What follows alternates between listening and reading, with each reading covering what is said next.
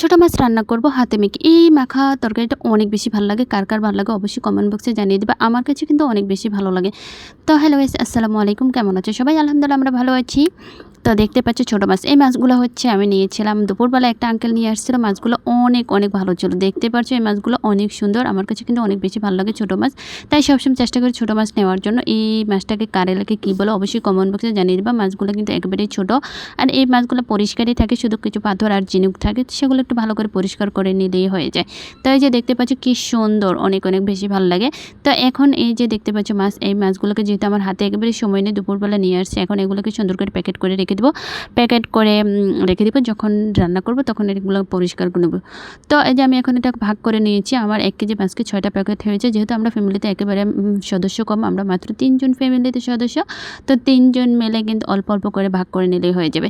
তাই তো আমরা এখানে ভাগ করে নিয়েছি, 6টা ভাগ করে নিয়েছি। এখন এগুলো প্যাকেট করে রেখে দেবো। তো চলে যাবো এগুলো রান্না করার জন্য। তো রান্না করার জন্য আমি এখানে কিছু আলু নিয়েছি। দেখতে পাচ্ছি আলুটাকে চিকন করে কেটে নিয়েছি, একেবারে ছোটো ছোটো করে কেটে নিয়েছি। এখন দিয়ে দিচ্ছি কিছু পেঁয়াজ কুচি। পেঁয়াজ কুচিটা দিয়ে দিলাম কিছু কাঁচামরিচ, আর দিয়ে দিচ্ছিলাম পেঁয়াজ রসুন বাটাটা।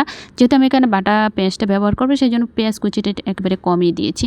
তো এখন এই যে দিয়ে দেবো একেবারে মশলাগুলো, যে মশলাটা ব্যবহার করবো মাছে। দিয়ে দিলাম মরিচের গুঁড়া, লবণ, হলুদ, ধনিয়া গুঁড়া। আর হচ্ছে আমি একেবারে মশলাটা কম খাই, সেজন্য আমি কিন্তু সব মশলাটাই কম ব্যবহার করি। সেজন্য কিন্তু আমার সবজিতে একেবারে কালার হয় না। আমি একেবারে মশলা কম খাই, কারণ বেশি মশলা খাওয়াটা স্বাস্থ্যের জন্য অনেক ক্ষতিকর। তো সেজন্য মশলাটা একেবারে কম ব্যবহার করি। তো আমি এখানে কিছু রান্নার রেগুলার তেলও দিয়ে দিলাম, আর সরিষার তেলও কিছু দিয়ে দিচ্ছি। এখন দিয়ে এটাকে ভালো করে মেখে নেব।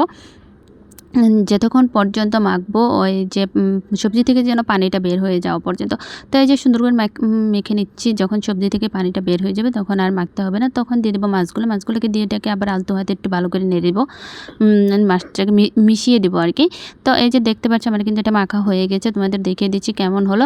তো তারপর দিয়ে দেবো মাছগুলো দিয়ে আবার সবজিটাকে একটু সুন্দর করে মিশিয়ে দেবো। এই যে এখন এটা হয়ে গেছে, আর এখন সুন্দর করে এটাকে মিশিয়ে দিচ্ছি। তো সবজিটা মাছটা দিয়ে কিন্তু আবার সবজিটাকে ভালো করে মাখতে যাবে না, তাহলে কিন্তু মাছগুলো বত্তা হয়ে যাবে। তো এই জন্য এই যে সুন্দর করে এখন এটাকে মিক্স করে নিচ্ছি। তোমরা দেখতে পাচ্ছ সুন্দর করে মিশিয়ে দেবো। তো পরিমাণ মতো দিয়ে দেবো পানি, এটাতে কিন্তু বেশি পানি লাগে না। এই রান্নাটা বসানোর পর যে সুন্দর একটা গ্রান বের হয়, ওয়াও, একেবারে জিভে জল চলে আসে তখনই। তো এই যে আমি পানিটা দিয়ে দিচ্ছি, পানিটা দিয়ে এটাকে চুলাতে বসিয়ে দেবো, হয়ে আসা পর্যন্ত অপেক্ষা করবো।